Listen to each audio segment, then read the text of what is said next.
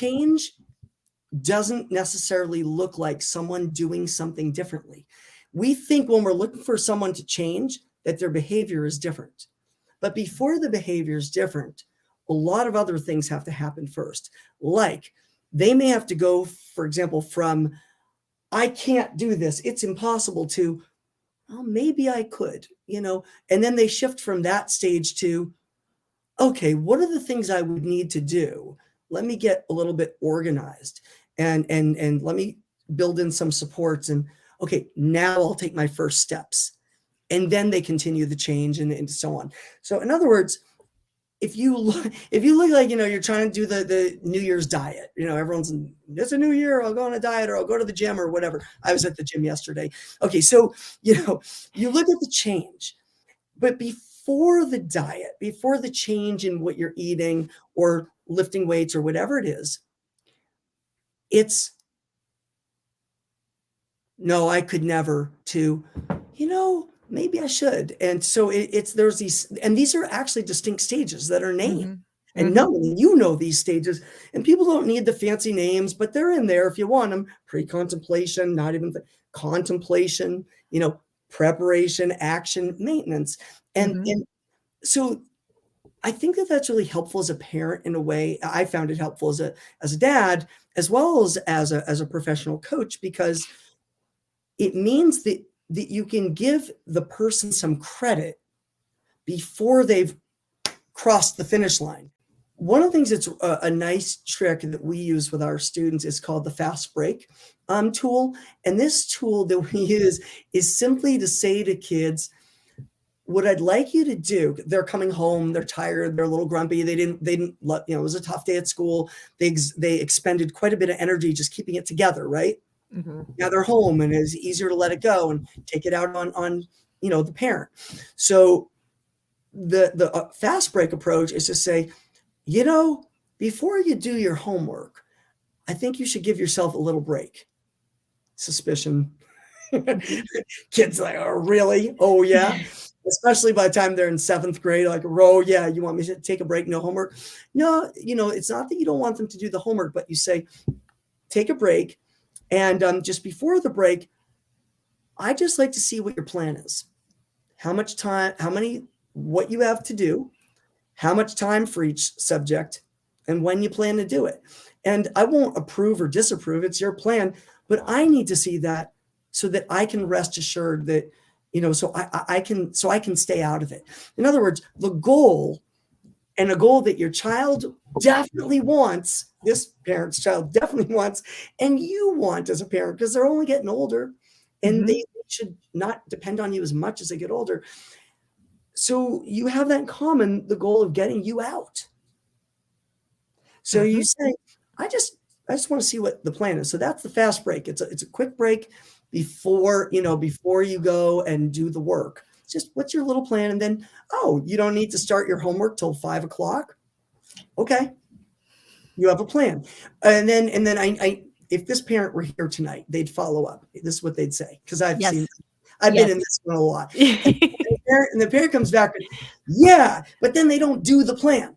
Yes. Or they get on their phone or they start the video game and then it's like, So my response to that is excellent.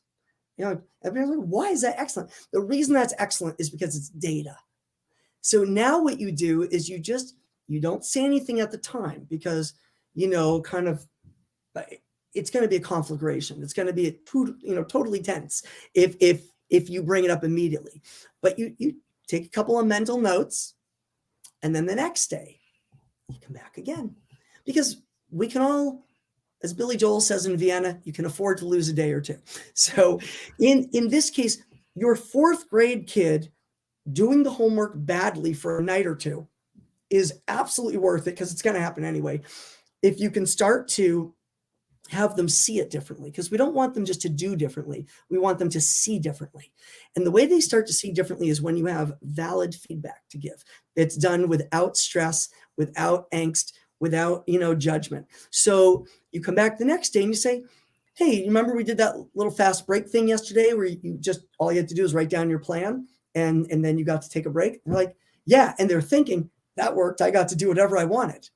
say, great. Can you do that again? They're like, sure. So they do it again, and you see what they plan. And then you say, you wrote something very similar to this yesterday, but was it just me? It seemed like what I noticed was you didn't actually go to your work when you said you would at 5. I noticed you on the phone, and you didn't start your work till 6:30. And then at 9:30, when it was after bedtime or whatever the age of the kid is, you still weren't done. Because maybe at least if you have permission to check the homework. Point is, you've got data, and data is friendly, and data is less judgmental than us worrying and anticipating, and you'll never get that done. You know how you are. There's no characterization of the person. There's no anticipation of what they'll do wrong, and everyone's on eggshells. It's just, I noticed this yesterday. What will you do differently? Yes. And now they have to solve that. Now you're turning them into sleuths. But the thing we want them to get right in these executive function skills, like, this part of the brain, the prefrontal cortex, is the number one skill ultimately, maybe after self-regulation, is self-awareness. That ability to know if you're on track or off track. That whole, I know it, I don't know it. I didn't even know I didn't know it, as you said, DK. And because that's how you learn to advocate for yourself. And literally, my own company, led by a bunch of people who are 10 times smarter than I am, literally, they've major insights based on thinking, what do we know? What don't we know?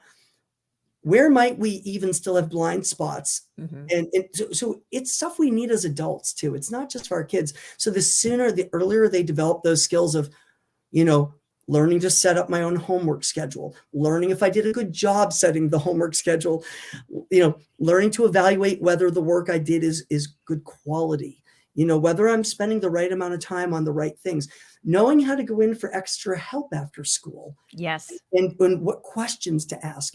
Those are the skills that they're life skills. You're always going to need them. So not just it's so I can get a better grade. I mean, grades are fine. Obviously, getting good grades is excellent, but getting those skills, those grades will follow. You get those skills, the grades will follow. And I think this is important for 2 types of kids. So the one type is the anxious kid who's avoiding.